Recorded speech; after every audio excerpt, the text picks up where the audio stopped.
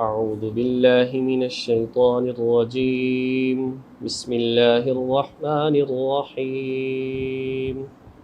وأن احكم بينهم بما أنزل الله ولا تتبع أهواءهم واحذرهم أن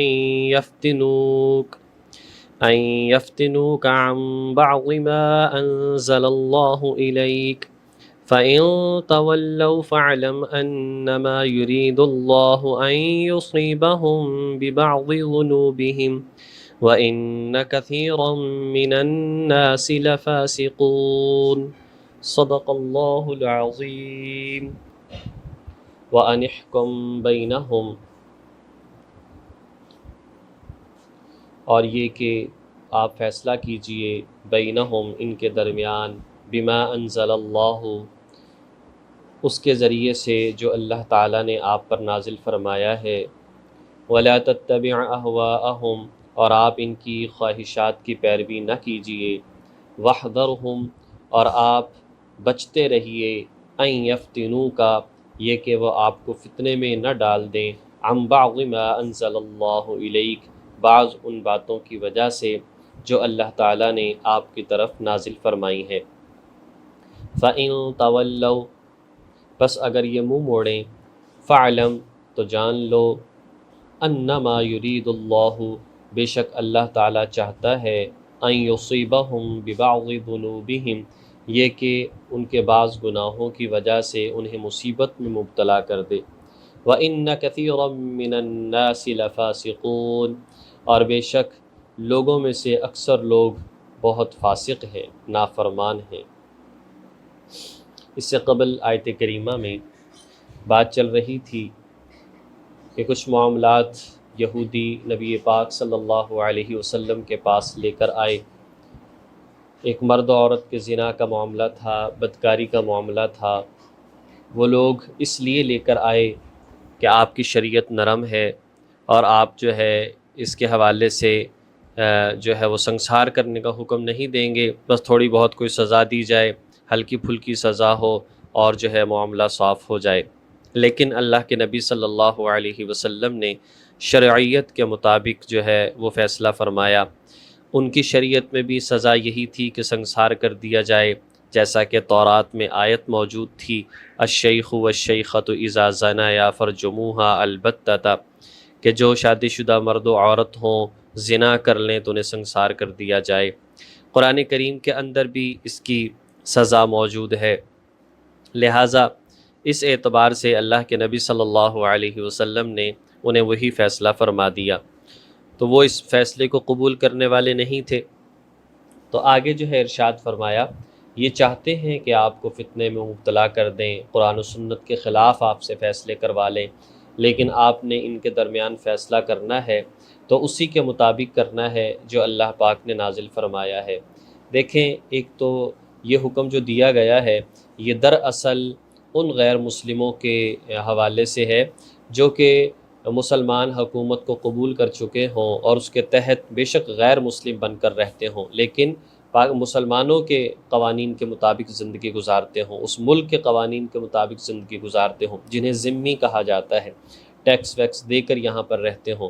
تو ان کے جو معاملات ہوں گے، یا اسی طریقے سے کوئی ایسے ملک میں ہے بے شک وہ قبول تو نہیں کر چکے اپنے آپ کو، لیکن وہ کسی اور ملک سے آئے ہیں لیکن آپ سے فیصلہ کروانا چاہتے ہیں، کسی بھی آج کے دور میں بھی کسی عالم سے، کسی بڑے سے فیصلہ کروانا چاہتے ہیں، تو اس وقت بھی خوشی سے جب وہ آئے ہوں تو ان دونوں معاملات میں ذمی ہو یا خوشی سے آنے والا ہو، تو اس صورت میں بات یہ ہے جو ہمارے ملکی قوانین ہوں گے، ملکی قوانین میں تو وہ ہمارے تابع ہوں گے، ملکی قوانین ہیں اس کے حوالے سے تو یہی فیصلہ کیا جائے گا جو اس ملک کے قوانین ہیں، لیکن اگر ان کی عبادات کے مسائل ہیں، ان کی وراثت کے مسائل ہیں، ان کی طلاق کے مسائل ہیں، اگر اس طرح کے مسائل ہوں گے تو اس طرح کے مسائل میں ان کی اپنی شریعت کے مطابق فیصلہ ہوگا، اور وہ شریعت جو ہے اس کے مطابق فیصلہ فرمانے والا مسلمان نہیں فیصلہ کرے گا، بلکہ ان کے اپنے جو پیشوا ہیں وہ ان کی عبادات میں فیصلہ کریں گے، مسلمان تو صرف ملکی قوانین کے حوالے سے فیصلہ کریں گے۔ تو فرمایا کہ آپ ان کے درمیان فیصلہ کیجئے جو اللہ پاک نے نازل فرمایا ہے، ان کی خواہشات کی اتباع نہ کیجیے، یہ تو چاہتے ہیں ہلکی پھلکی سزا ہو، اور آپ اس بارے میں بچتے رہیے کہ کہیں آپ کو یہ بعض قرآن کی یا پہلی کتابوں کی باتوں کی وجہ سے فتنے میں نہ ڈال دیں، آپ سے باتوں کو چھپا لیں، یا اسی طریقے سے آپ جو ہے نرمی میں آ جائیں اور قرآن کے خلاف یا ان کی کتاب کے خلاف جو ہے فیصلہ فرما دیں، تو ایسا نہ ہو۔ اور اگر آپ فیصلہ فرما دیں یعنی صحیح جو شریعت کے مطابق ہے، تو اگر یہ پھر اس سے منہ موڑیں تو پھر یاد رکھیے کہ بے شک اللہ تعالیٰ جو انہیں کسی مصیبت میں مبتلا کرنا چاہتا ہے۔ جب یہ قرآن و سنت کے اصول کو یا اپنی کتابوں کے قوانین کو اور مسائل کو نہیں مانیں گے،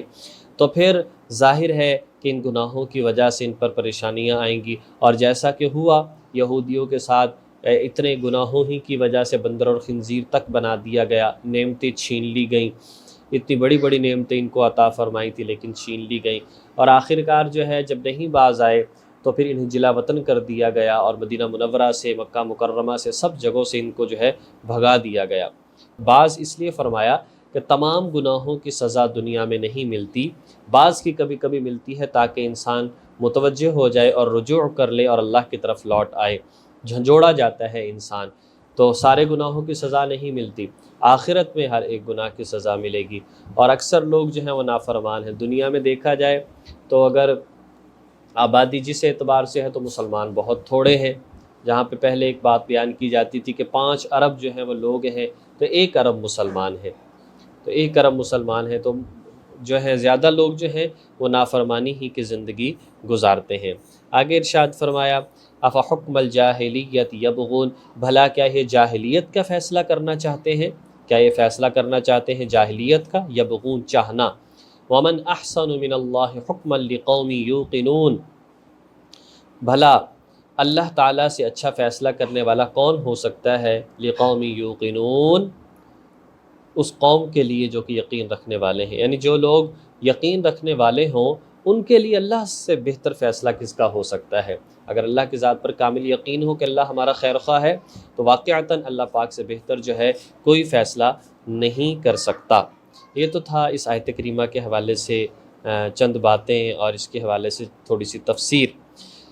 اسی حوالے سے دیکھا جائے جاہلیت یبغون، جاہلیت کی باتیں، انسان مسلمان ہو جائے اور پھر غیروں کے طریقے پر چلتا ہو، اسلام کو چھوڑ کر کسی اور طریقے پر چلتا ہو، یہ اللہ کے نزدیک مبغوض ترین ہے۔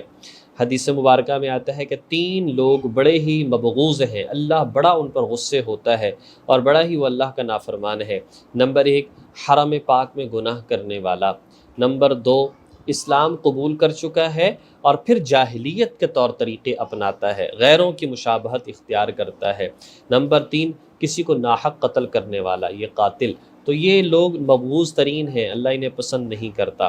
اور دوسرا یہ ہے کہ سزا جو ہے، سزا کے حوالے سے بات یہ ہے اگر جرم گواہوں کے ساتھ ثابت ہو جائے تو تب بھی مسلمان حاکم کے لیے سزا کا دینا لازم اور ضروری اور فرض ہے،